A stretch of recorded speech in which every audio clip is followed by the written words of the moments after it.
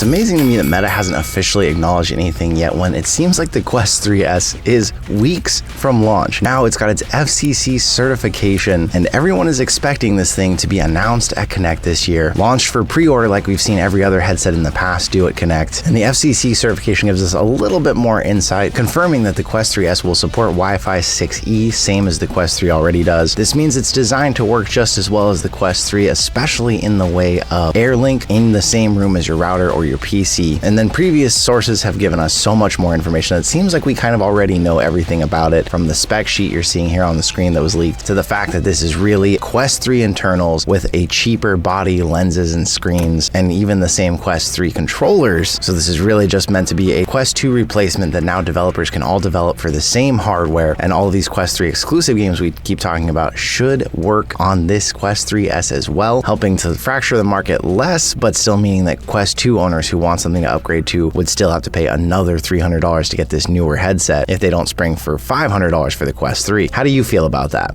Something strange keeps popping up on the Meta Quest forums and Reddit about the entire Quest community, where before this year it seemed like anytime there was a sale on a game, it was universal, everyone could see it, and you didn't even necessarily have to be logged into a Meta account to go to the Meta website and see what games were on sale. Well, now this year, more and more people are being forced to log in to even see the sale prices. We confirmed last week that Quest Plus users also get more sales, exclusive sales, and sometimes much bigger sales on games, but now reports are coming through from a lot of users that they are not getting the same sales other people are getting at all. Reports either going unread on the forums or getting responses directly through email that Meta is basically targeting certain users with more discounts than others. This isn't a completely unfamiliar practice in the gaming world. I remember years ago on PSVR, a lot of people were getting these special discounts in their email that were like, hey, we haven't seen you in a while, here's 30% off your next game. And other people who had been supporting the ecosystem buying tons of PSVR games were frustrated because they were the ones spending the most money and they weren't getting any discounts. It makes sense from a business perspective from Sony's side that they were doing this because they were sending these out to try and get people to buy more games, get back in the headset and use it more, but it frustrated the users who had been spending the most consistent money to never see these sales. Shout out to Panko Cat over on the Discord, who's been helping me track all the links on this and helping me see what's going on here. But it was something we had mentioned in the news throughout the year, how it was odd. It seemed like we'd report on this sale for people and we'd get comments where people are like, hey, I don't have that on sale. And we'd assume maybe this was region locked, but it seems more that the sales are starting to become targeted, from the otherworldly sale earlier this year to now the summer sale not showing up for quite a few people, and some people even directly contacting MetaQuest support, and support responding with a very weird line: when it comes to our promotions, we want you to look at them like the lottery ticket system. But with that being said, we're always launching new promotions. So where it used to be there'd be the summer sales and we could say 60% off this game or 40% off this game, we may start to see a fracturing where it could be maybe you'll have this sale, but it's more of a lottery as to whether or not you get it, and we don't know whether that's based on how much you're spending already, how often you're using your headset, and how targeted these sales are. Some people are even going on Reddit and talking about how they are creating new Meta accounts because it seems like the new accounts get all the sales, and then buying the games from there gifted to their original account to get around this. So this is still new, and it's something we're gonna have to keep an eye on to try and figure out what's going on. But that's where I want to pass the question off to you. Have you seen anything like this? Have you went to the store to try and get a sale and found you aren't applicable to get that sale? And if so, are you in a region that gets less sales? Are you in Australia? Are you in the EU? And is it possible that America is getting most of these sales? And when I talk about them on this channel, because I can see them, maybe you're not even getting those at all. I'd love to know in the comments so we can continue talking about this in future news videos.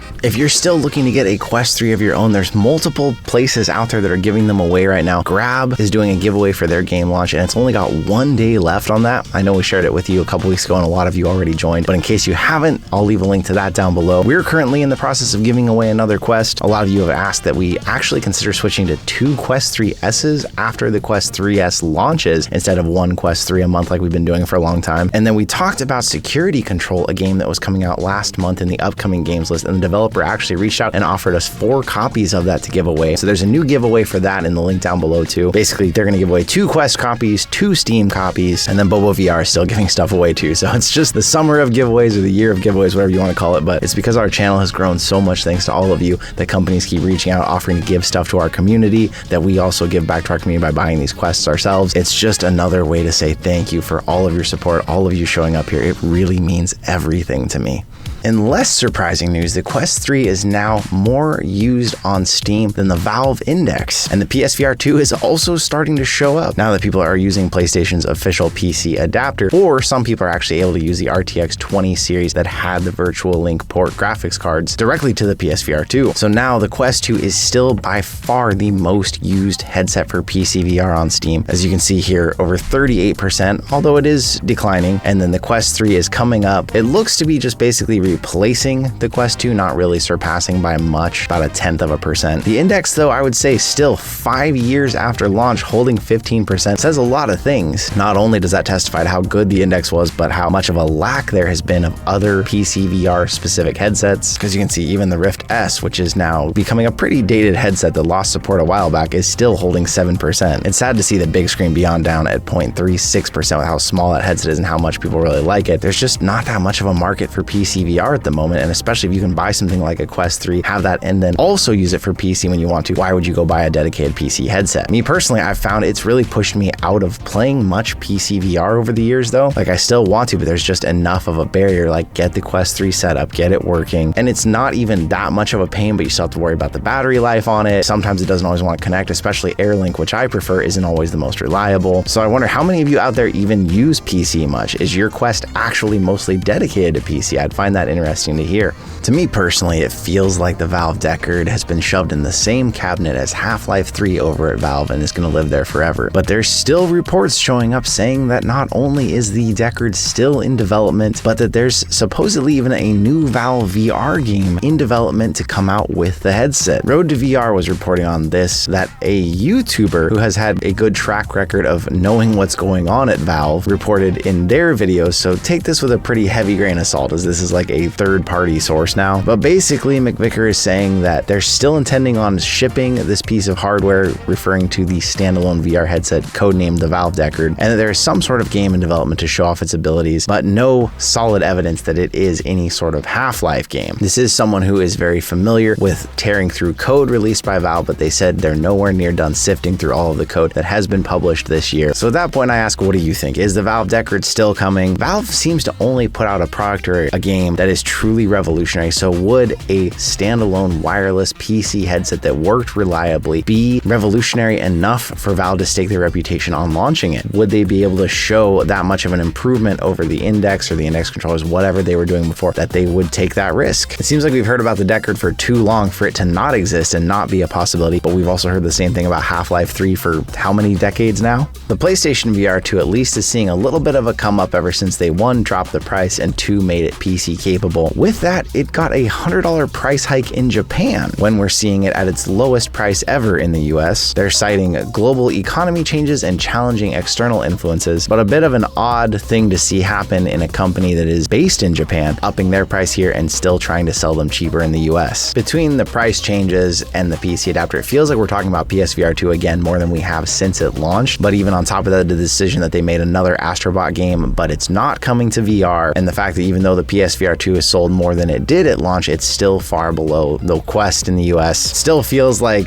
the PSVR 2 to me may be dead in the water, and that's coming from someone who owns 2 of them with 2 full setups with PS5s to be able to play stuff together, and someone who ultimately started their VR journey with the PSVR and has a lot of love for that headset still. It hurts to see that the PSVR 2 doesn't seem to be doing well, and ultimately, as more and more people are getting used to wireless VR, it is hard to try and sell them on a headset that requires an expensive console and requires a cable constantly to be managed. But what do you think? If you don't have a PSVR 2, is there anything that's making you consider getting one right now? And if you do have one, do you use it that much? A big hindrance to the Apple Vision Pro being seen as a decent gaming headset, besides the huge price, is the fact that ultimately everything has to be controlled through hand tracking. And as we've seen even in the Quest realm, hand track games versus controller track games often don't do as well. People don't like them as much because they're just janky, they're trickier to play. Well, Vision Pro has third-party controllers that went up on Kickstarter and now have nearly doubled the goal that it needed to make these happen. Controllers that look suspiciously also like Quest controllers, although I'm not saying that everybody's just copying this design, but it just seems like this is the design that is going to be universally known across the market. Just like we saw it for years and years, console makers tried to figure out a controller design that worked, and now the PS5 controller, the Xbox controller, they don't feel that different in hand because it seems like we've kind of come to a consensus of what works for most people. But it's interesting to see that Apple may allow controllers coming coming from somewhere else, not from them. And it'll be interesting to see how much this can open the gaming side of that headset, but a headset that ultimately costs so much that a lot of people probably don't have it. Even with this Kickstarter, the fact that it's doubled its goal is still only 344 people that have backed it to make this happen. It's interesting to see, and there's a lot coming across the entire VR landscape right now. Meta Connect is happening later this month, which usually brings us big news, new headsets, and other companies are pushing more into the market as we've seen in the last year. So it feels like we have another exciting year ahead in VR, although it kind of has felt like that every year, and each year seems to move the needle, but we're still so far from being a mainstream or considered not a niche product. That, what do you think? Do you kind of like the fact that it's still something small and that not every friend of yours has a headset so you can show them the headset? Or do you think that it'd be nice if VR was able to push into the mainstream faster, because we'd probably get a lot more games, accessories, headsets, and it would just open up the whole market? Let me know in the comments down below. We can continue the conversation there, but I want to say thank you once again for being here with me. I'll see you in another reality.